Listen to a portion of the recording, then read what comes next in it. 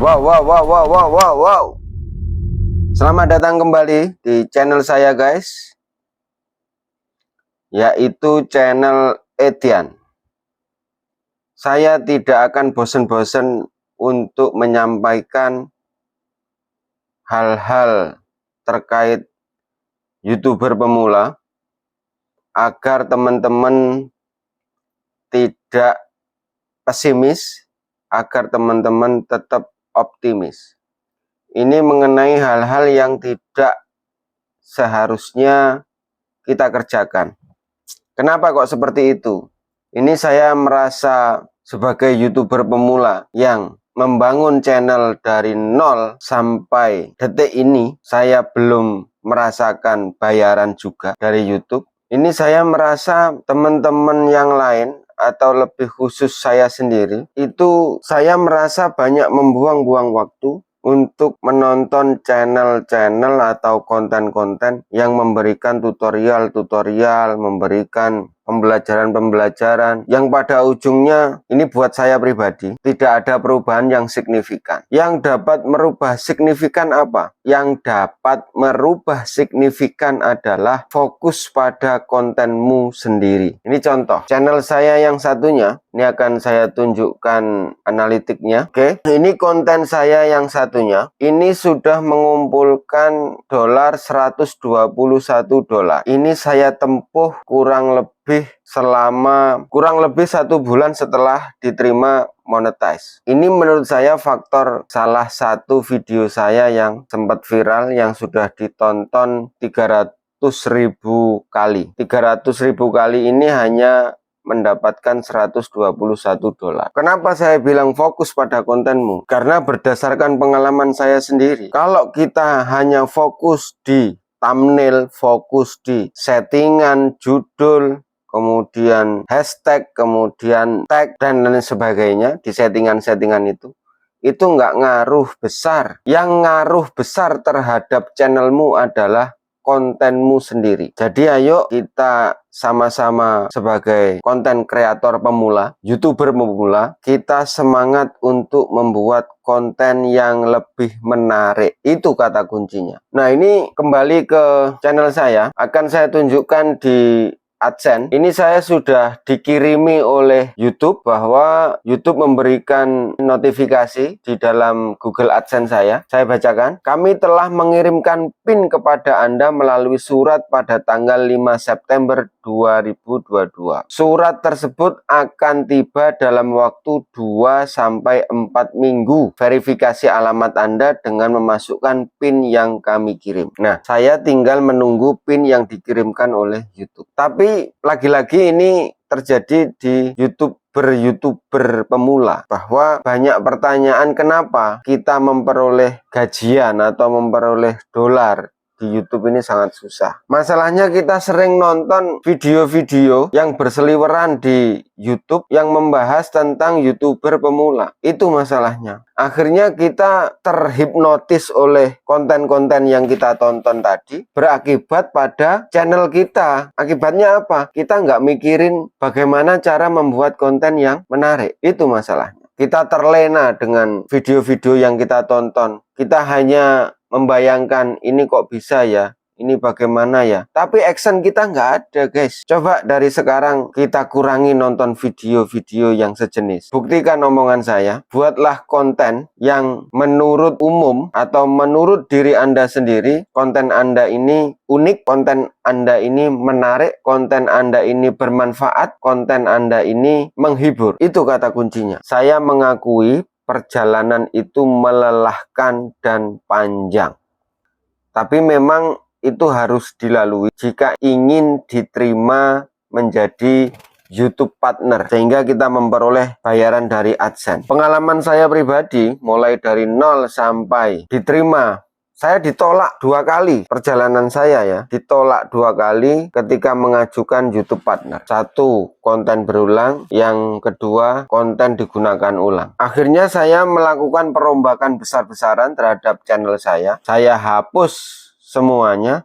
yang menurut saya konten tersebut bukan original dari saya pribadi. Jadi pesan saya, buatlah konten yang original, buatlah konten yang menarik tapi original. Artinya jangan comot sana, jangan comot sini. Itu berdampak terhadap channel Anda. Anda boleh comot sana, comot sini, itu namanya fair use, tapi syaratnya Anda harus menampilkan wajah Anda, terus gunakan suara Anda sendiri. Itu baru TOP. Saya jamin itu tidak akan kena konten berulang atau konten digunakan ulang. Terus kemudian bagi rekan-rekan atau teman-teman yang sudah hampir diterima atau hampir mencapai persyaratan untuk program partner YouTube, ini saran saya, mulailah menganalisa channel Anda, kemudian mulailah mengambil berdasarkan analisa ya, mulailah mengambil spesialis di dalam channel Anda. Di awal-awal boleh channel Anda ini campur aduk, gado-gado, campur-campur, itu bebas-bebas saja, boleh-boleh saja. Tapi saya menyarankan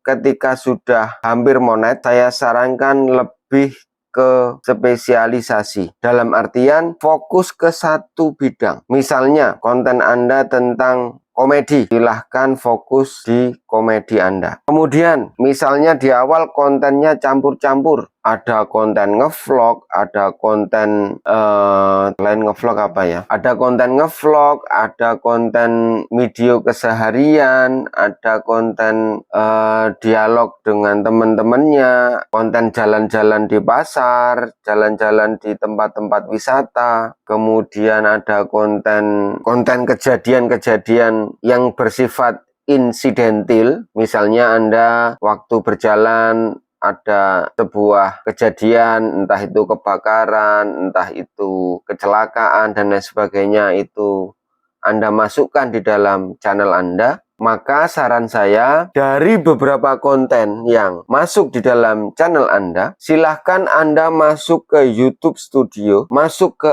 analitik, dan kemudian di situ akan tampil konten mana yang sangat menarik bagi penonton Anda. Misalnya di situ ada sebuah video yang penontonnya banyak dan menghasilkan subscriber banyak, maka itulah yang perlu diambil spesialisasi di channel Anda. Maka setelah Anda memutuskan tentang channel Anda itu, lakukanlah perombakan besar-besaran. Jadi mulai detik ini silahkan fokus ke satu titik. Misalnya tentang jalan-jalan di tempat-tempat wisata. Itu ternyata penontonnya banyak dan menghasilkan subscriber banyak. Maka fokuslah di situ. Mulai saat ini juga. Jangan kemudian dicampur-campur lagi. Ini saran ya. Karena semakin kita mempersempit channel kita, artinya mempersempit itu tema ya, mempersempit tema konten kita, ini akan menjadikan channel kita mempunyai nilai jual yang lebih. Kenapa kok begitu? Coba kita analogikan dengan profesi-profesi yang sama-sama kita tahu. Spesialis jantung, spesialis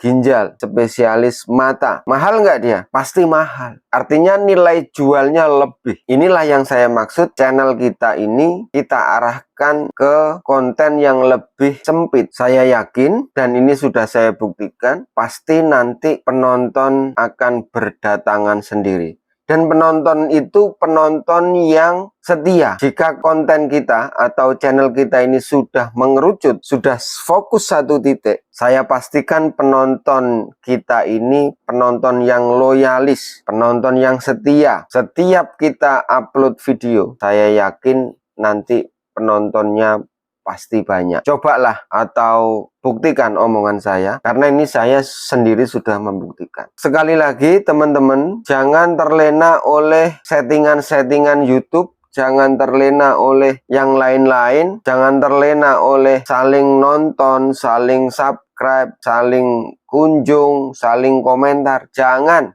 terlena maksud saya. Tapi kalau Anda mau capek di situ, silahkan dilanjutkan. Karena saya juga pernah, dan sampai detik ini juga masih banyak yang inbox saya. Di Facebook inbox saya ngajak salsub. Apakah itu nggak boleh? Boleh. Kalau Anda nggak mau capek, lanjut. Bukan. Tapi pesan saya hanya satu. Fokuslah kepada channel Anda, perbaiki konten Anda, perbaiki kualitas konten Anda, itu yang sangat mempengaruhi. Untuk thumbnail, untuk judul, untuk deskripsi, untuk tag, dan lain sebagainya, itu menurut saya kurang berpengaruh, tidak berpengaruh besar. Kenapa kok begini? Kenapa kok begitu? Karena saya sudah mempraktekkan sendiri. Saya ini coba-coba ya. Saya upload video, tidak saya kasih judul apa yang ada di dalam video itu. Artinya hanya saya kasih judul, tanggal, bulan, tahun saat ini. Itu satu. Yang kedua, deskripsi saya kosongi. Yang ketiga, hashtag tidak ada. Yang keempat, tag juga tidak ada, alias kosong. Kemudian playlist juga tidak ada. Berikutnya setelah playlist apa ya? Setelah playlist kategori video ini defaultnya blog dan orang. Artinya ini kan tidak menggunakan settingan-settingan yang membuat kita pusing kan. Thumbnail tidak saya ubah. Artinya thumbnail otomatis saya tidak menggunakan thumbnail. Otomatis dicarikan oleh YouTube. Jadi teman-teman semua teman-teman yang di rumah misalnya upload video, kemudian video itu setelah selesai diupload pasti thumbnail otomatis, kita nggak perlu bikin thumbnail. Itu saya mencoba, view-nya juga banyak. Jadi settingan-settingan itu mungkin berpengaruh tapi hanya sangat sedikit. Kemudian kita disodorkan algoritma, ada yang ngasih tutorial algoritma, ada yang cara macam-macam lah di YouTube, banyak yang membahas tentang algoritma. Kita ini sama-sama nggak tahu algoritma yang sebenarnya YouTube itu seperti apa. Dan mungkin sebagian besar dari kita sebagai penonton konten-konten itu, konten-konten yang bilang algoritma, mungkin sebagian besar penontonnya juga nggak tahu apa sih algoritma itu. Sehingga kita menjadi bingung malah. Jadi itu jangan dihiraukan, jangan dibuat kita pusing oleh hal-hal yang tidak perlu seperti itu. Kita nggak usah menghiraukan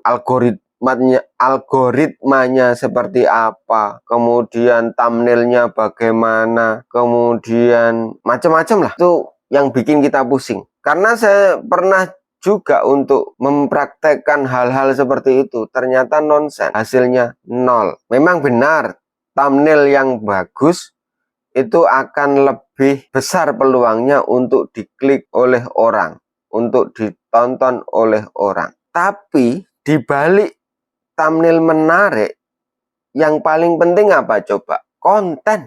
Lagi-lagi isinya, bukan thumbnailnya. Ketika thumbnailmu sangat menarik, oke lah, saya asumsikan thumbnail saya klik, saya tonton video. Ternyata isi konten tersebut tidak sesuai dengan ekspektasi saya, nggak sesuai dengan harapan saya. Justru ini akan membuat penonton kita akan kecewa. Maka dari itu, pesan saya lagi-lagi, saya nggak bosan-bosan menyampaikan, mulailah melakukan perubahan besar terhadap diri Anda, mulailah melakukan perubahan besar terhadap konten-konten Anda, jangan terlena oleh omongan di luar sana. Itu pesan saya guys. Jadi jangan buang-buang energi, jangan buang-buang waktu, fokuslah kepada diri Anda sendiri, jangan menghiraukan omongan di luar sana. Itu pesan saya. Saya tidak akan bosan-bosan menyampaikan hal ini. Kenapa kok seperti itu? Karena saya sudah merasakan hal yang sama seperti yang Anda rasakan. Jika ada komentar, jika ada pertanyaan, jika ada komplain mengenai kata-kata saya, silahkan tulis komentar. Terima kasih sudah menonton dan terima kasih untuk ketersediaannya merubah diri kita sendiri-sendiri, fokus pada konten kita. Demikian teman-teman, agar menjadi renungan kita bersama, kita sama-sama sebagai YouTuber pemula. Salam semangat, jangan putus asa. Oke, terima kasih.